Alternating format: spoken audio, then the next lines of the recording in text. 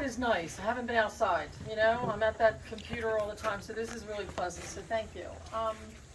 Sober Truth started about 5.5 years ago. We are a nonprofit. We provide treatment, substance abuse treatment services for adults. And we had been seeing clients for about 4 years, because it took me about a year to get licensed and all that kind of stuff. And up to now, we've seen over 300 people. Wow.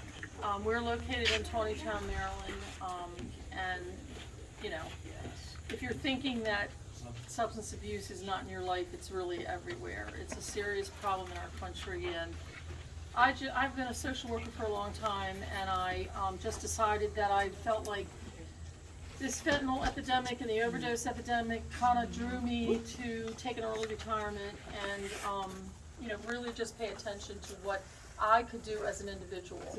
So we provide intensive outpatient, which is what the law, the legal community recognizes. They also recognize self-help groups like AA as treatment, which it isn't. It's a self-help group. But we're trying to educate the legal system as we go.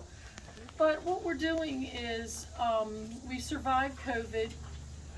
It was challenging because in mental health, you can do online. But with addiction treatment, you really need that person in front of you because you can't see them, you can't see the pupils of their eyes, you can't see their demeanor. You know, it's very, very difficult to provide services online, and it didn't work in the beginning of COVID. And then they did approve virtual, but it just didn't work. They saw my number, and then they wouldn't answer the phone, or they wouldn't go on the computer. So what are you going to do? You know, it was really difficult. But we've survived COVID, and I just am always thinking of ways to serve the community. So I have devised a workplace program.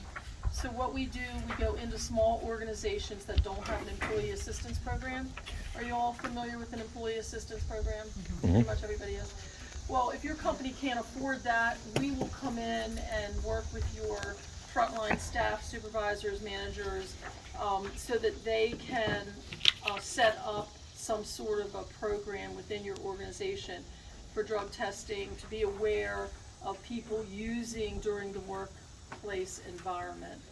And I did send you a flyer about this. I mean, it's amazing to me that, you know, the statistics are ridiculous. The federal government did a study a couple years ago, and I think it was like over 50% of the federal employees go out to lunch and drink alcohol and come back to the office. So it's a problem everywhere. And so we just decided, we've gone to a couple companies that really were appreciative because their productivity was being affected. People calling out, people not being able to do their jobs because they're impaired. But you know, if you think you know someone, and you know, you may not notice that they're impaired because, you know, they're doing some of their work, but they're not doing all of their work. So, and then you have the pesky employees who want to sell drugs in the workplace. So that's always a problem. But we have a 2-hour seminar that will come out for a reasonable amount of money, and we will come out and give your HR person, if you have an HR person, or your frontline supervisors, the way to set it up, where to get your supplies, be able to drug test at your hiring, drug test randomly, and then be able to store and how to keep the testing equipment. So also we have, as a social worker, I was aware that Tawnytown had a severe drug problem, so that's why I opened up the office there. But honestly, we haven't been able to make a breakthrough in Tawnytown, but we're working at it. We get a lot of our clients from other areas, and it's amazing to me how many people in Maryland offend in PA. And so we get a lot of people that, you know, have DUIs and stuff like that. So, but what we are trying to do is to capture that market in Tawnytown. And one of the issues is there's a high rate of HUD housing in Tawnytown, and so therefore there's a lot of issues with single moms and children and all that kind of stuff. So we really are going to move a little bit closer to that area. We're going to move from where we are to that area to really give us a better community look and a community outreach, because it's a serious problem. And I mean, we had the Boys and Girls Clubs came to the middle school in Tawnytown before COVID, and they had gotten a grant for 50 children to go to an after-school program. And I don't know if you know anything about Boys and Girls Clubs, but their after-school program is like super fun. We're talking super fun, has nothing to do with school. And they had slots for 50 children and could only get 20 enrolled. So that tells you this lack of parental involvement in the community. And so, you know, we're just trying very hard to try to capture that and to really do some community outreach. So that's sort of where our focus is right now. So I guess that's it. Any questions? So is this just for Carroll County? Oh no, we can anywhere. I mean, people come from, but it's hard to get in Carroll County because there's no transportation. See, the Medicaid people, they have a bus that will pick you up and take you to treatment, but there's no way to get you home. So we had a vehicle, we had a driver, we would pick up people and take them home. And that was before COVID. Well, we had to get rid of that. And then when I thought about buying another vehicle, I couldn't find a driver. Oh, right. So it's just been so challenging to get back, you know, to get back. We will have our first fundraising dinner November 19th. Now, we always have it before the holiday, before people get really busy with their families and stuff. And so we decided, even though COVID is still out there, we would try to have a dinner, and we're going to use a different theme this year than we've ever done before. It's always been either kind of fall, Thanksgiving-y, even Christmassy, but we're going to do black lights. Everything's going to be black light. It's going to be really a lot of fun, and we even have a recipe for the icing, and so the dessert is going to glow. So we're kind of looking forward to it. So anyway, any other questions? I don't have a question, Joyce, but I'd like to say what you're doing with Sober Truth and what other transitional residences are doing for those that have addiction and substance abuse problems is fantastic. And, you know, with my experience, I've been involved in some prevention efforts, and so I know the problem is prevalent, widespread in the county, including North Carroll and all areas of the county, and we just don't have enough resources, so it's great that we have this. And what I would also say is, you know, coming from the employment side, folks that are going through this process of, again, hoping to get themselves on the right path, at some point are going to need a career opportunity. And so it's important to look at the groups of those, you know, again, these residences as places where there are candidate pools for you, to work with people like Joyce to help them to get back on that great path. And they may have barriers like transportation, and we have to work through all of those, and our office does assist with some of those things. We recently met with Joyce, so we partner with a lot of these community organizations. So hopefully, maybe you'll have a chance to hire someone, some individual, and again, give them that next step toward, you know, again, positioning their life in the right manner. But again, thanks, Joyce, for all that you do. I would happen to be on the board. And one of the other things that we've had issues with is hiring people to work with clients. It's been a very, very difficult thing. Licensed professionals. They want to work from home. This population of people got spoiled during COVID, and we have social workers that answer my ad and they want $40 an hour to work from home. I'm like, no, I can't afford that, but thank you for calling, you know. It's been really difficult. It's been really difficult. And I mean, you know, I'm old and I have to work because I can't let my clients down. I'm in it now. And so even though I haven't been able to get staff, you know, we have to help these people. They're in a lot of trouble. And we did open a sober home for men, which is what he was talking about, transitional housing. And we'd like to open one for women, but the real estate market has taken such a turn, so we haven't really been able to connect with anyone that is willing to lease their house to us or whatever. So, any other questions? How bad is the fentanyl crisis? Oh, it's terrible. It's killing people. Look, let me explain something. Now, this is right from the DEA. There are over 300 manufacturers at any given time of synthetic fentanyl in China. The federal government has 2 DEA workers that work in China. So the government is working with us. They go, they find the place, they close it down, and then they change one amino acid in the recipe, and now they're not breaking the law. So is fentanyl a legal drug and it's good for people? Fentanyl is a drug that, not the synthetic fentanyl, but fentanyl is a drug that was designed for an anesthesia if you are going into surgery, if you have cancer, if you have a serious issue. It is a extremely strong opiate, and it is extremely addictive. So what we have found people doing was going into places and ripping off somebody's fentanyl patch, and it's just insane. But the drug dealers realize it is an opiate that is addictive, so they sprinkle it in everything now. I had a 38-year-old guy, it's been a year last month that he overdosed. He had done really well, he was clean for like 18 months.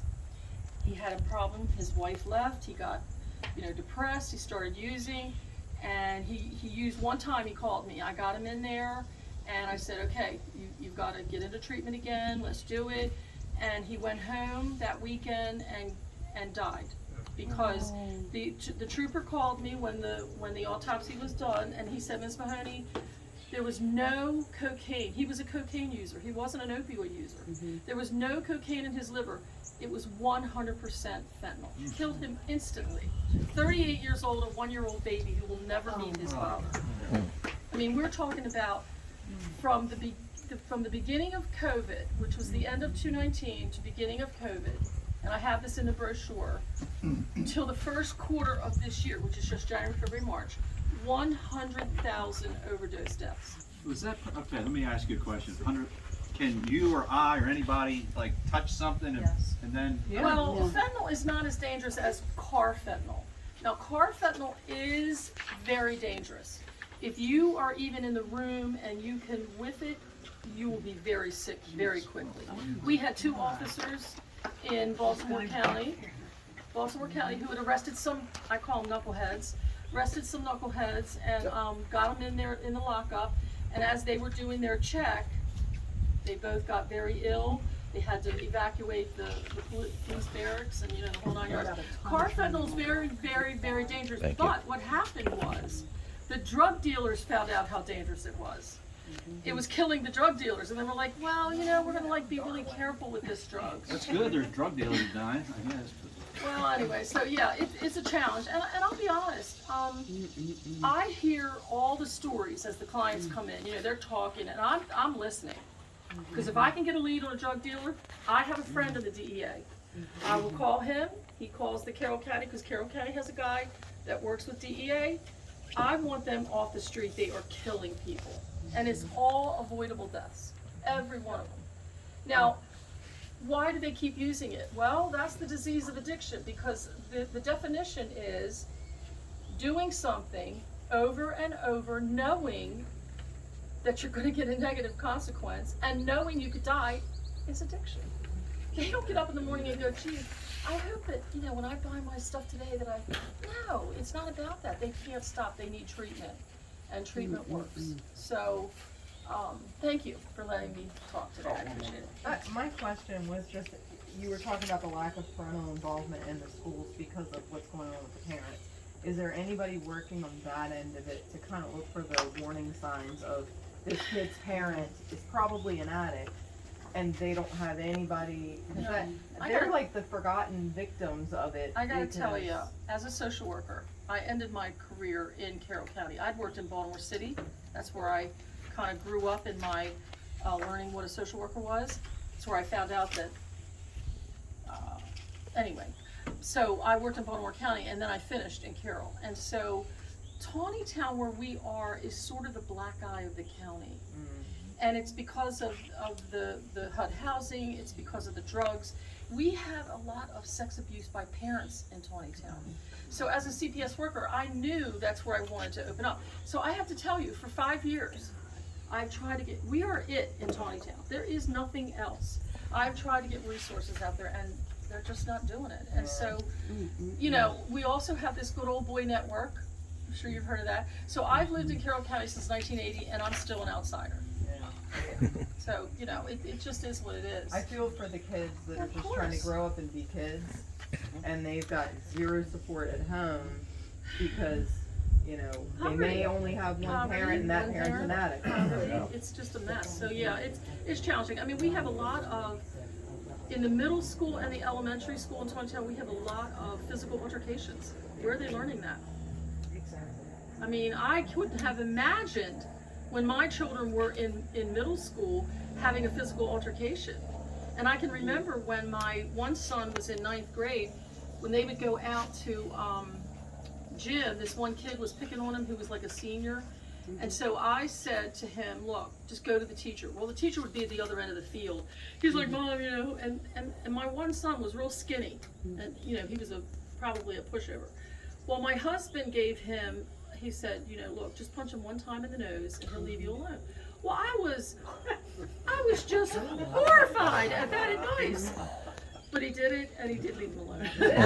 So I can only say that my part didn't work, but I would have been horrified to have a physical altercation with an elementary or a middle schooler. That is just, it's unacceptable behavior, so that's what we're up against there. Oh, and one last thing. We are recruiting for board members. You have to meet 4 times a year. You must attend our events, which aren't that many, but you know, so if you know of any business people that are interested, or you know of anyone that might be interested in volunteering with us at our events, there's not much volunteering like during the services that we provide, but at events it's always nice. We used to do a 5K run before COVID. You know, we used to do a lot of that, but Try to do a golf course, COVID. golf tournament didn't work. We were right in COVID, and it just, you know, so we are going to try that for the spring though. I noticed yours is coming up. So, but anyway, thank you very much. Any other questions? Thank you. All right. Thank you.